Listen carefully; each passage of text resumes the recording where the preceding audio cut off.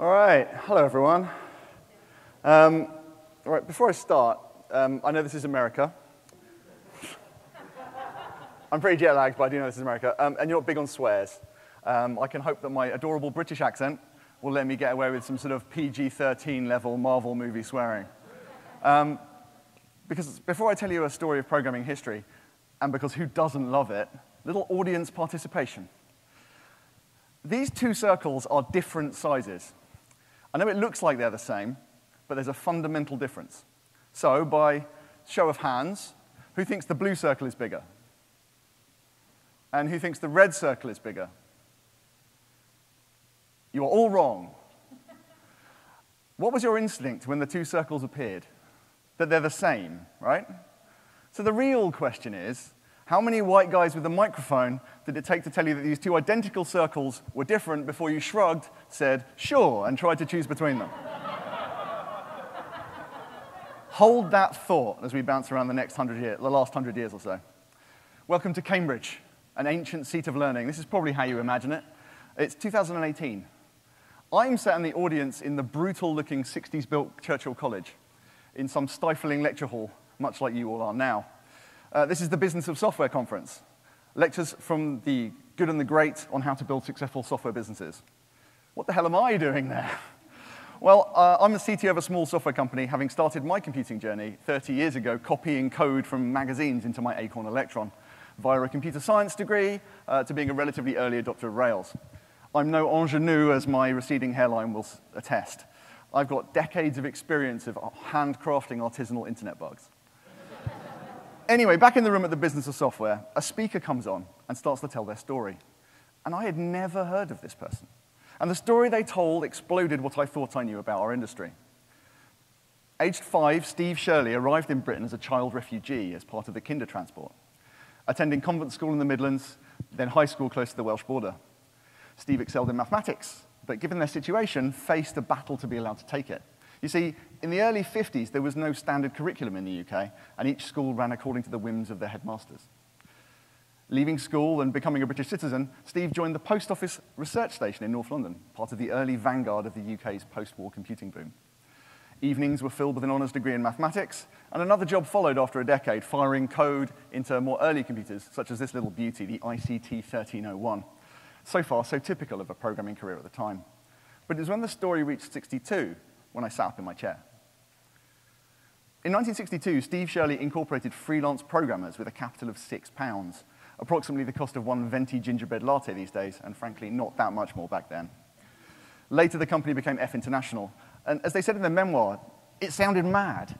Drawbacks included the following: I had no capital to speak of, I had no experience running a company, I had no employees, no office, no customers, and no reason to believe there was any interest in buying my product. Nobody sold software in those days.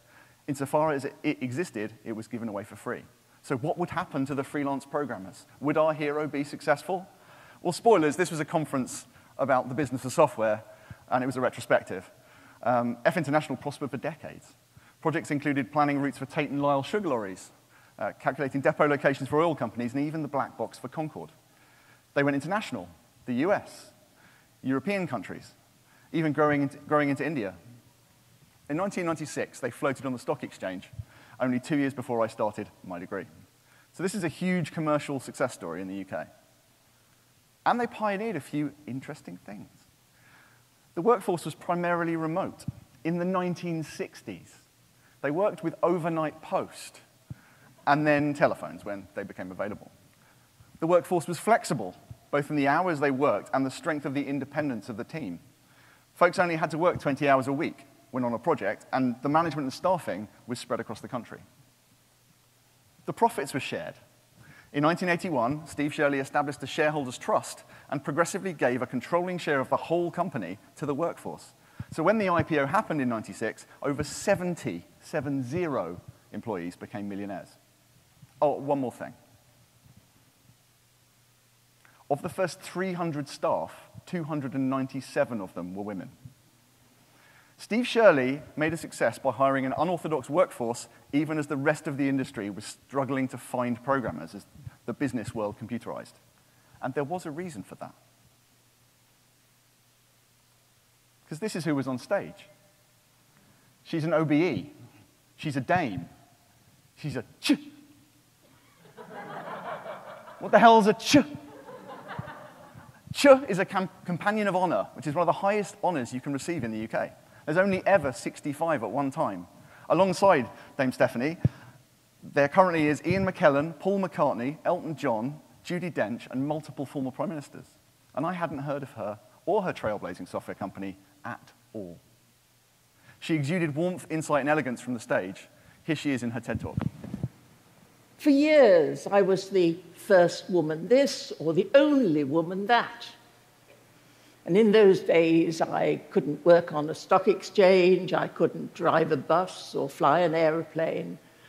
Indeed, I couldn't open a bank account without my husband's permission. My generation of women fought the battles for the right to work and the right for equal pay. Nobody really expected much from people at work or in society because all the expectations then were about home and family responsibilities. And I couldn't really face that, and so started to challenge the conventions of the time, even to the extent of changing my name from Stephanie to Steve in my business development letters, so as to get through the door before anyone realized that he was a she.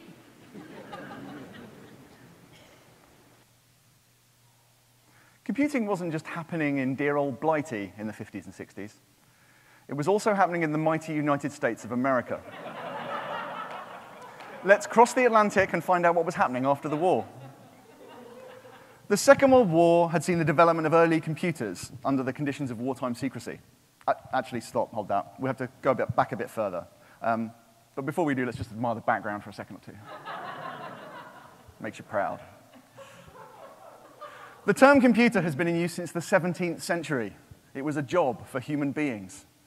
But it wasn't until World War I it became a profession. In both world wars, large numbers of human computers were required. On both sides, these folks used the power of maths to make maths grids and artillery tables. And most of these new essential human computers were women.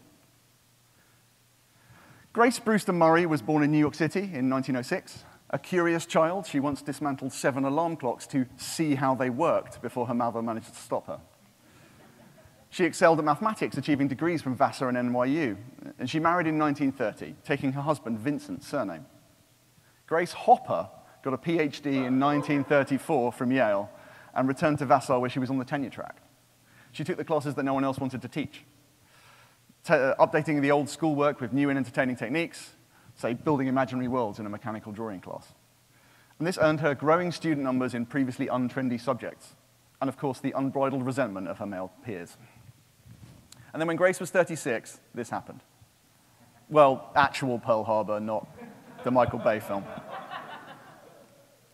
She attempted to enlist, but was rejected because she was too old, too light, and too valuable as a mathematics professor. So she joined the reserves anyway. She graduated top of her class and, to her surprise, was sent to Harvard to become the world's 3rd computer programmer on a 10,000-pound machine called the Mark I. Grace was invaluable in understanding the machine's capabilities and managing the volatile designer of the machine, Howard Aitken. Aitken gave Grace a codebook, some strange-looking commands, and 1 week to write a program that could compute some interpolation I knew that was going to get me. Compute some interpolation coefficients to 23 decimal places, and no, I don't know what those are either. The problem wasn't difficult for Grace. She had a maths PhD, but the machine was a mystery, and this was the first computer. There wasn't a precedent or indeed a manual. She worked incredibly hard, applying her powerful intellect and extraordinary work ethic, not bothered by the less than friendly welcome of the male programmers, who preferred not to sit next to the woman. Aitken's boat was a strict military operation, meaning rank and competence were uppermost. And this meant that Hopper was able to rise through the ranks to become likely the most important figure in the organization. This page from her logbook contains a sellotaped moth that, attracted by the lights, flew into the Mark I and was beaten to death by the relays. The caption reads, "The first actual case of a bug being found." Meanwhile, in Pennsylvania, the electronic numerical integrator and computer was created. This buzzing, electrically dangerous room of cables and vacuum tubes was similar, but orders of magnitude faster than the Mark I. There was a flaw with this new beast of a machine. Where the Mark I took instructions on paper, ENIAC needed to be configured manually, cables and switches plugged and flicked for every new job. It could blaze through problems in comparison to the Mark I. A second of processing could take a day to set up, and their cable management was terrible. What Grace found when she arrived at the University of Pennsylvania was that she was by no means the only female programmer. There were many other women who'd been working in similar roles. These women were key to this pioneering work, and they latterly became known as the ENIAC 6. ENIAC was 8 feet tall, 80 feet long, and weighed 30 tons. And again, it had no manual. As Betty Jean described it, ENIAC was a son of a bitch to program. But program it they did, literally moving around inside the giant machine. The Bettys were the programming aces of the project. When the ENIAC was to be unveiled to the scientific community, they were given an incredibly short 12-day deadline to perform an unprecedented set of calculations. It seems tech keynotes have always been prepared this way. Despite working around the clock and drinking copious amounts of apricot brandy, the night before there were still serious errors in the program. The Bettys checked and rechecked against the test program that was hand-calculated by their colleagues. Dejected, they slumped home. The big demo was going to be an embarrassing disaster. I think we've all been there. But, like all good programmers, the answer came to Betty Holberton in her sleep. She made for the lab early, knowing precisely which of the 3,000 switches to flick to solve the problem. The lights were dimmed, and the calculation for the ballistic trajectory rippled across the neon lights of the ENIAC in merely 20 seconds, faster than the projectile could have moved through the air. The demo had gone off spectacularly. The Bettys and Kay hustled to print souvenir results and handed them to the audience. The event made headlines. The women remember flashbulbs, but the photos in the papers showed only men posing with a thinking machine sold as a giant brain, doing thousands of calculations per second. But as we all know, the computer was not thinking. It was just doing what it was told really, really fast. In reality, the only giant brains in the room were the women walking amongst the panels on ENIAC programming it.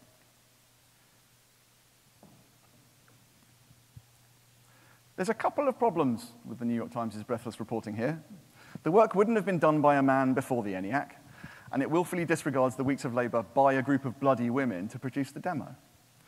This complex and creative programming work was seen as sub-professional, clerical. If they had known how crucial programming would be, said Jennings, they might have been more hesitant to give the job to women.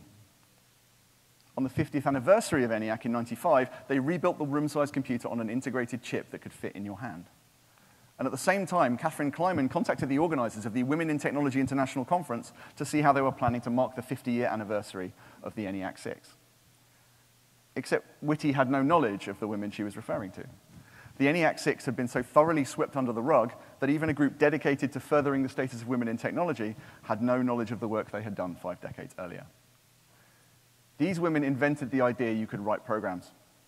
The next time you write a line of code, run a complicated program, or find a bug, know that it's in part thanks to the 6 women who programmed the ENIAC more than 75 years ago. Now, despite the erasure of their work, both at the time and for decades afterwards, these women and women like them went on to have major impacts on the development of our profession over the course of their long careers. Grace Hopper would go on to write the first compiler, A0, in 1951. And Betty Holberton would work with Grace together after the war when the military projects ended. When Betty Holberton worked on UNIVAC, which was a successor to ENIAC, she not only ensured a numerical keypad was placed next to the keyboard for the first time, but also persuaded the mechanical engineers to encase the black machine in a different colored case. And so 1 billion beige computers bloomed. She also wrote a program called the sort merge generator, which, according to Hopper, marked the first time a program had ever been used to write another program. The spectacular dexterity wrapped up in such a concept that we now take for granted was, of course, initially resisted by the powers that be. Later iterations of Grace's compilers became Mathematic and Flowmatic, and then in 1959, she buttonholed a well-known scientist and explained she thought it was about time from a common programming language for business. I mean, you've seen the picture of Grace. You don't mess with Grace. So the meetings followed, and general agreement formed in the fledgling industry. And by using Grace's Navy connections, the Department of Defense stepped in to financially sponsor the work, and Codicil was formed. Now, multiple committees were formed with different time horizons. And as we all know, committees, once formed, become unbelievable expanding messes where deadlines disappear decades into the future. Codicil was no different. Grace immediately realized that the only group with a chance at succeeding was the short-range team. Luckily, this was Betty Holberton, Mary Hawes, another Hopper protege, and Jean E. Sammet. They referred to themselves as the PDQ committee, because they needed it done pretty damn quick. And 3 months later, COBOL was the result. Now, it's pretty much no one's favorite programming language by today's standards, but it got done, adopted, refined, and more importantly, used because of the efforts of these three women. To give you an idea of the impact of COBOL, it's estimated in the year 2000, 80% of all production code in the world was written in it. In fact, I even did some dangerous research. Does anyone have a clue how many Ruby jobs there are on LinkedIn? 12,000 Ruby jobs on LinkedIn. But there are 5,000 COBOL jobs on LinkedIn. So, I mean, yay, we win, right? At the jobs board on the world's weirdest social network. But, I mean, that's a pretty good showing for a 60-year-old language that no one really likes. Now, we're by no means special in this software world. If you weren't moderately well off, heterosexual, or a white guy, it has sucked for most of history. Here are some other brief examples. The fathers of DNA, Crick and Watson's groundbreaking work on the double helix, was based in part on the largely uncredited work of Rosalind Franklin. In 1967, astrophysicist Jocelyn Bell discovered the first pulsar as a research student. She found it by direct observation, using miles of recordings and crawling along them on her hands and knees, looking for unusual deviations in a single wiggling line until she recognized a pattern. Jokingly called Little Green Men 1, she had to overcome her skeptical supervisor, Anthony Hewish, to prove her discovery of a neutron star. Guess who got the Nobel Prize for Physics? Not Jocelyn. Margaret Hamilton, the lead developer for the Apollo flight software and the famous tweet with the piles of paper, is credited with having coined the term software engineering. She said, "I fought to bring the software legitimacy so that it and those building it would be given its due respect. And thus I began using the term software engineering. When I first started using the phrase, it was considered to be quite amusing. It was an ongoing joke for a long time." What's this? Is it a React conference? No. In 1968, in Garmisch, Germany, NATO convened a conference where a great semantic change was agreed in between ski runs. It was decided we would no longer call it programming. It would become software engineering, a new professional version of our job. Journals, societies, hiring practices, certification, formal education requirements. The joke had become serious, and the dudes had swept in and claimed it. What had started as women's work had been made masculine. Radia Perlman, holder of over 100 patents, including the spanning tree protocol, an algorithm so fundamental to our modern self-healing networked world that it's no exaggeration to say that without it, no internet, no RailsConf. Ever heard of her? Susan Fowler joined Uber in 2015 as a site reliability engineer. On her first day, her manager sent her a string of messages over company chat. He was in an open relationship, apparently, and looking for new sexual partners. Apparently, her manager said he was trying to stay out of trouble at work, but he couldn't help it because he was emailing people asking them to have sex with them on their first day. She immediately took screenshots of these chat messages and reported him to HR. Nothing much happened. Her 2017 blog post about the pervasive sexualized culture at Uber, the emails were only the tip of the iceberg, eventually led to the removal of the CEO. Now, so far, I've mostly used white, well-to-do women in my examples. The suppression of other minority folks, or folks where other stereotypes intersect, is even greater. In recent years, we've dramatized these stories. Alan Turing, his cracking of the code for the Nazis' Enigma machine arguably shortened the Second World War by months or, if not years. A man prosecuted by the state for his homosexuality and chemically castrated. Dorothy Vaughan, Katherine Johnson, and Mary Jackson's battles with segregation were in addition to the difficulty of their work as human computers during the space race. The book is better than the film, even though the film has Janelle Monáe in it. Now, these films have omissions, fictions, timeline compressions, and composite characters, as does any dramatization of real life. And even in this presentation, I've jumped around these pioneering women's lives to highlight injustice as well as success. The fact remains everyone featured in this presentation has had troubles and obstacles over and above what someone who looked like me would have. Their contributions were minimized, re-legislated, blocked, forgotten, or ignored. That's an excellent suggestion, Mrs. Triggs. Perhaps one of the men here would like to make it. Because let's be honest, this talk's a bit awkward, isn't it? The painful truth in this cartoon from Punch is apparent at this conference, too. I'm not sure if you've noticed, but I am a white, middle-class, middle-aged British man with a computer science degree who played a lot of video games as a kid. I couldn't be any more generic computer guy if I tried. But it's not like this stuff isn't out there. This information that I've represented to you, whilst perhaps new to some folks, was not locked in a secret ladies-only history vault. I just had to bloody look for it. This talk isn't aimed at folks in the room who don't look like me. It's aimed at the folks in here who do. And let's be honest, it's aimed even more at the folks who aren't in this room because they skip the talk because it's not about programming. I guess the reason I think it's okay for me to say these things, to point this stuff out, looking like me, is maybe you'll pay attention. And so here's a few things we can do to make the situation better. Where can we borrow some great ideas? How about Web 2? Flickr. It was like Instagram, except Yahoo bought it and ran it into the ground instead of Facebook. One of the founders, Stuart Butterfield, went on to create the unmanageable nightmare hellscape of Slack, in which you spend your days.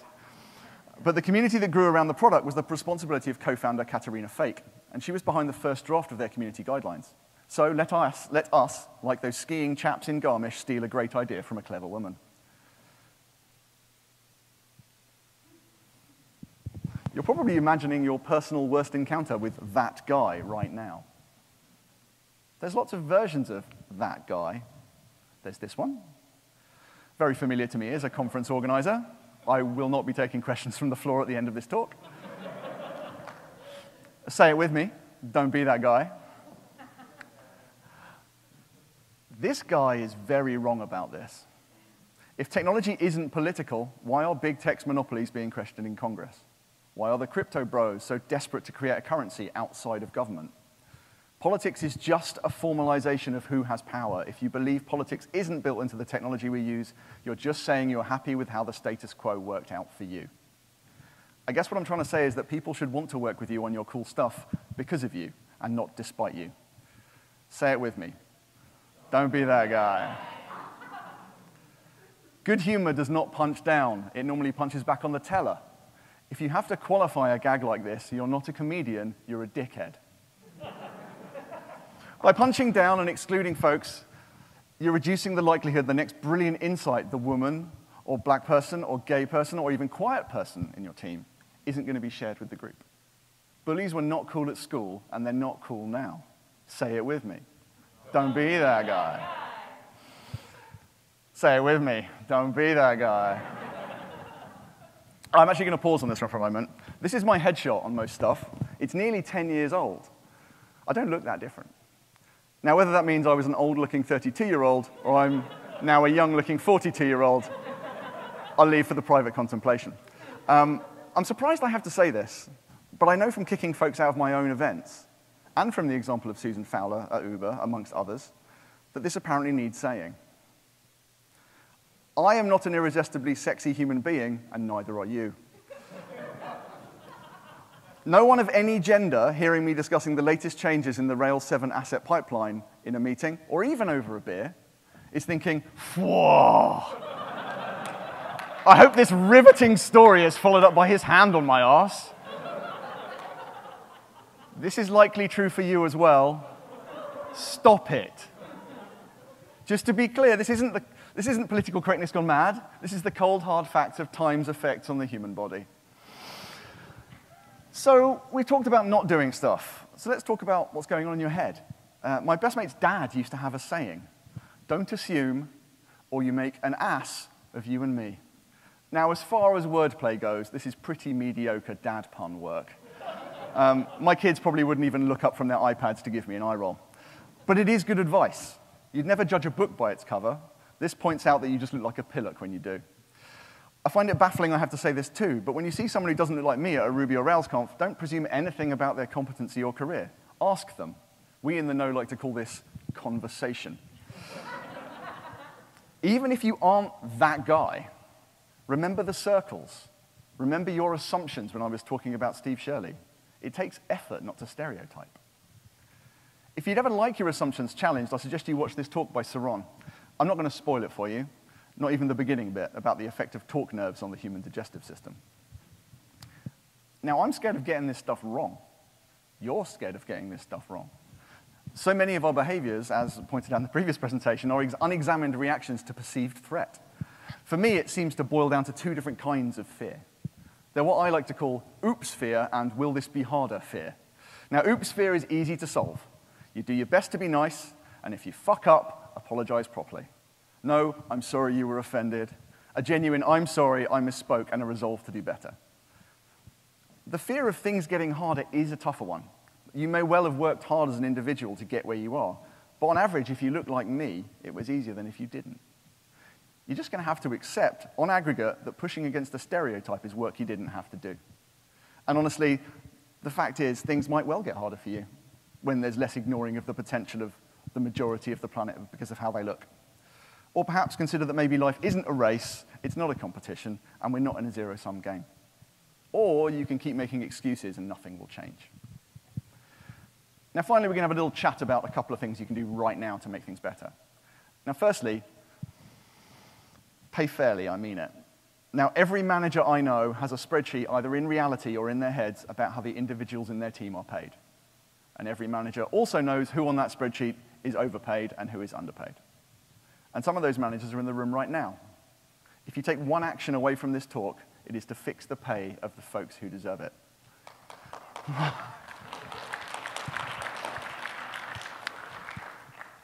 I say this mostly because it's the right thing to do. But as a side benefit, this removes one reason that these folks might leave, which is going to save you stress and money in hiring a replacement for them. Open the Notes app on your phone when you leave this talk. Write down the names of the folks on your team whose pay you have to look at. You already know who they are, don't you? Why can't we hire a more diverse team, they say. My gut is you're simply not trying hard enough. And it's also worth checking with your teammates and coworkers in an open and honest way whether the whisper network is against you. Has your business perhaps done anything that might make it the subject of back-channel gossip or a bad place to work for non-generic computer dudes? Lots of teams have the original sin of what becomes one of these things is not like the other problem. You hire someone quickly, early to your team, who hires someone else from their network, and then again, and then this repeats, and for a while that's fine until our industry ends up looking like it does. It doesn't take many iterations of this loop to make a place pretty unappealing for the first person who breaks the pattern. It's more the case that most of these folks are too much like the others. You never built up the muscle of proper hiring or had to think about making an environment that might appeal to folks outside this demographic. Ironically, we could learn a lot about building teams from Sesame Street and how deliberately it makes sure it reflects the makeup of the world around it. If you're already in this predicament, you'll need to do the hard work to get out of it. Which brings me to this. Now, we all like to give advice and claim our successes were made with Zen-like foresight and not in a panic with our fingers crossed. Me as much as the next person, which should be obvious from the hashtag thought leadering that you're currently receiving. But advice is tricky. What worked for you may not work for folks who are not like you, who perhaps don't want your career.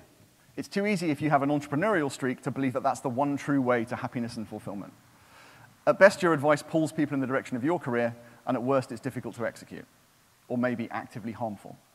So I'm going to suggest you think less like a mentor and more like a supporter with power to lend.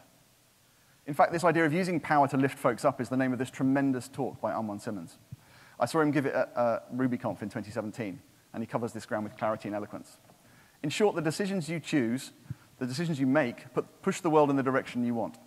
Only a tiny bit with each effort, but it's still worth doing over and over. Primarily, it's about giving power and not trying to be the center of the universe. Let's make that concrete, shall we? Look around your next meeting, and when someone talks over someone else, use the power you have to make sure that person is heard. Repeat their suggestions, give credit, and reinforce. That's hopefully what I'm doing with this talk. Wouldn't it be great if we took this cartoon and just stopped it being funny? Let me bring this back to our community. Now, I genuinely believe that in the vast majority, we are a pretty enlightened bunch. I'm not having a go or saying we have massive problems. How could we? We have this brilliant acronym. But I'm afraid it's not going to cut it. Our nice is insufficient. It's a cop-out.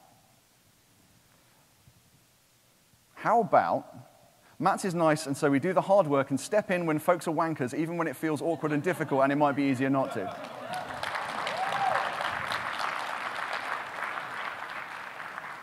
Now, the acronym needs work. We need to use our efforts to push against the easy path of how things have been, because hopefully I've shown you that has sucked for loads of people. And it's not even the big stuff. You should step in on the awkward small stuff. Just take someone aside and point out where they could have done better. I know that this work is big and small, is difficult, emotional, and hard.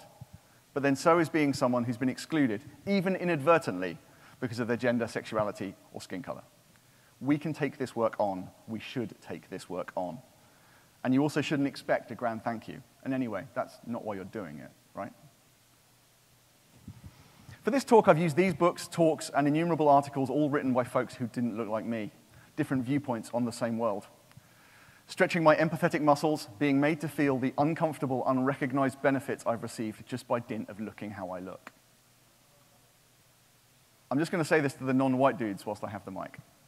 You're welcome here. You make this community better. I'm sorry for the extra work you have to do.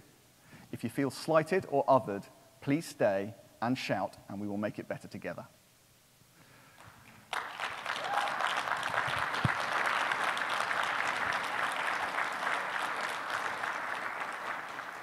This is just a selection of the brilliant, impressive women in our community who've inspired me, and in some cases helped me with this talk. And for my fellow average computer guys, the urge to say, it's not that bad, or I worked hard, or that's not what I'm like, is very strong. I know.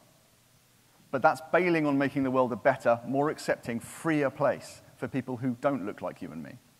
Let's take all these brilliant humans in our community and not stand in their way, either deliberately or via a history you had no part in other than as a beneficiary. I'm better than that, and so are you. Thank you very much.